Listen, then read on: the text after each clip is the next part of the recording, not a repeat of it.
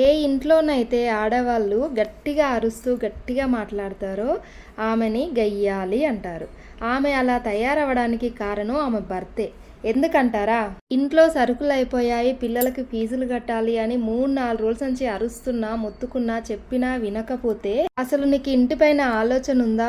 పిల్లల మీద బాధ్యత ఉందా? అని మొత్తుకొని గట్టిగా అరుస్తుంది. అలా అరిసేసరికి గయ్యాలి, అజ్జకారి అయిపోతుంది.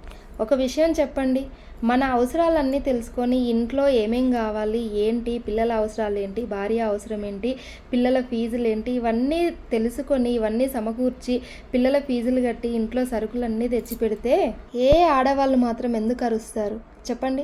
ఇప్పుడు మీరే చెప్పండి. ఇప్పుడు ఆ ఆడది గయ్యాలి, అజ్జకారి అవ్వడానికి కారణం ఎవరు? తన భర్తే కదా. అన్ని విధాలా ఉన్న వాళ్ళు మస్తు అంటారు, అది అనుభవించే వాళ్ళకు మాత్రమే తెలుస్తుంది ఆ బాధ. ఎవరో కారణం మీరైతే కామెంట్ చేయండి, వీడియో నచ్చితే లైక్ చేయండి, ఛానల్ సబ్స్క్రైబ్ చేయండి.